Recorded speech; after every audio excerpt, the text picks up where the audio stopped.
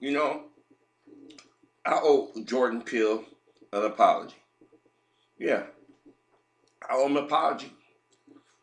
Um, Back when they announced that his movie Get Out was coming out, I said I wouldn't go see it because some of the interviews that he gave with his friend, was it Keegan Peele, whatever his name is, and usually they would defer to how hard it was for them growing up. That about being accepted as black and or always like they're pandering towards white folk. But now I look back at it and look at it and watch some of the interviews that he's giving now, and I think what he was doing, he was code switching. He was playing the game, and I gotta say, brother, you played it brilliantly.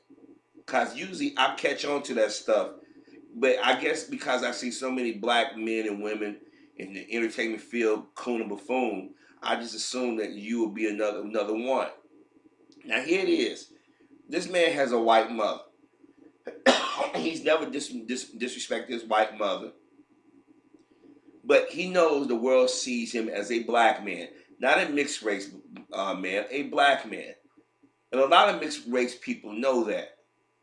But people outside the community tend to throw that out there to sort of try to give themselves cover. Like, well, they're mixed race. They're really not black.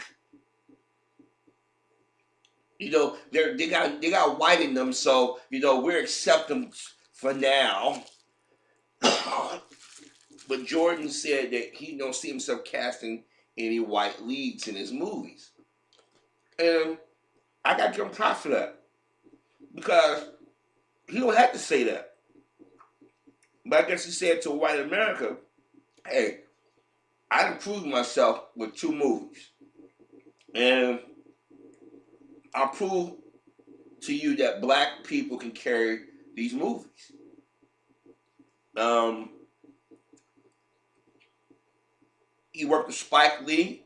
He didn't go work with Tyler Perry, Lee Daniels, or Will Packer. He went work with Spike Lee. Right there should told you something. Right there should told me something. You see, there's some of our people out here that know the game. They know how to play the game. And right now, Jordan made a lot of money for a lot of people. So it's going to be kind of hard for the studios to say, yeah. Even if white folks stop going to see his movies, he got a lower following from black people and others. Let me give you an example. The other day I went to my neighborhood comic book store, pick up my monthly books and whatnot, And I was talking to the person behind the counter. I won't reveal if they're male or female. But they said that they went to go to see this movie. Now, the ethnicity, they're not black. They're not, are they white? Are they Hispanic? You don't know. But they're not black, but they was going to see it.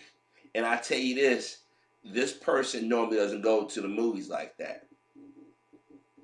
This person was telling me, hey, did you see Get Out? Oh my God, this is brilliant. It talks about racism. I didn't even know it talked about racism like that. It did it in such a way it made me think. And I'm sitting up there, I'm laughing because when you can use movies like science fiction or superhero movies to talk about race without talking about race, your message got through. And I haven't seen his recent movie. I've told y'all I don't like going to movies too much anymore because you got some weird ass people who like to do things in these theaters nowadays. But I went back and watched Get Out again, and I caught what he was doing. Because the first time you're not really paying attention, but basically he was calling out white racism. He was calling out liberals.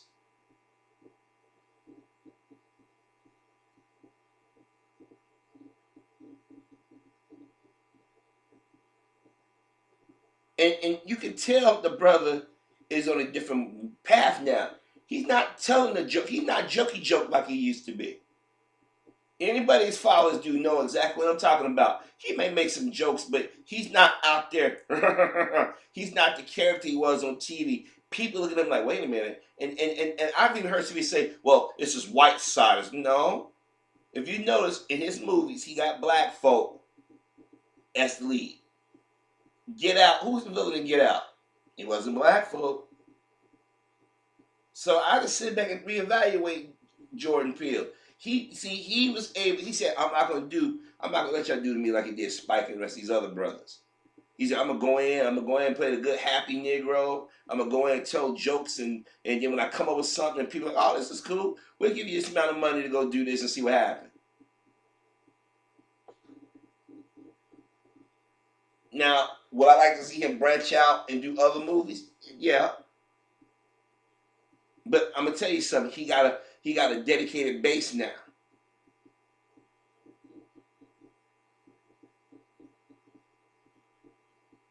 And for him to come out and say what he said, "Hey, I don't see myself casting any white leads." I'm glad he said it. Because every time we turn on the TV or see a movie or something, we've seen everything from the perspective of white people. And the irony is, a lot of the things that they do culturally come from us. Black people go to movies, we go to concerts, we go to dinners, we get married, we buy homes, we have families. We have our good days, we have our bad days. You don't see that on TV or in the movies a lot. If we're in the TV show with somebody's sidekick or the joke or playing a stereotype. That's why a lot of black men had issue with Scandal. That here it is, you got a professional black woman, and she's around professional black men, but she chose to be the side chick to the white dude. Big Bang Theory going off the air after 12 seasons. Not one regular black cast member during the show's history. And when you did have a black person, no, it's perpetuating the Sheldon character's racism or the arrogance by the other group. I mean, here is the closest thing you got to a black person was the Indian dude. But they all those years he was either afraid to talk to women or they insinuated that he was gay. All the white, even the dude that's actually gay in real life, got married to Blossom.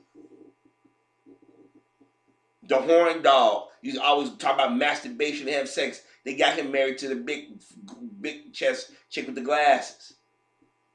And we all knew that Johnny Galecki and Kaylee Coco characters was gonna get together. So the brown skinned dude, you put all your jokes on him.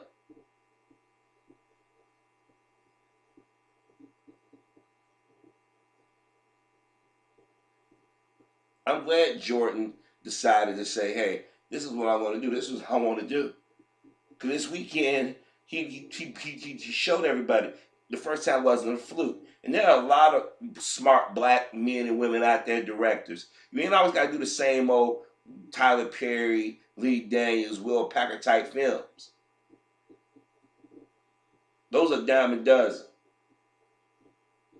When Ryan Coogler got the chance to direct the Black Panther film, he had Marvel and Disney throw money so he could put his vision up on screen.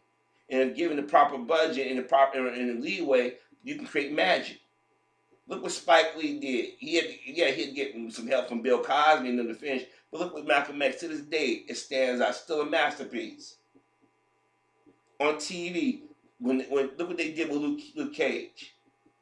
It was the best out of the premieres of all the Marvel Netflix series. Remember, you couldn't even stream Luke Cage that weekend because so many people was watching it. When it did well, and they said we're gonna put a second season in production, people got mad. Second season was just as strong. Black Lightning came out, was hitting on all cylinders. And what did people start doing? They started to attack it. Because you can't show us being human beings or being heroes or having desires and passions or faults. So now Jordan Peele, he got that voice now. He can sit there and say, look, I done did something that Tyler Perry and them do. Yeah, we got black people in the seats, but I got a large number of white folk and others in the seats. And the movie that I've done has made a crap load of money. So you can't say it's not a black audience out there for the horror film. or the black actors and actresses that can perform in these movies and stuff. The issue is that y'all don't want to give us a shot. And maybe Jordan and brothers like him need to form their own studios at some point. Do their own distribution. But I gotta say, I owe Jordan an apology. Because Jordan had me fooled. Jordan was out there doing the jokes and doing everything. He was actually doing it desensitized a certain group of white folk in Hollywood. Well played, brother. Well played. And congratulations on your success.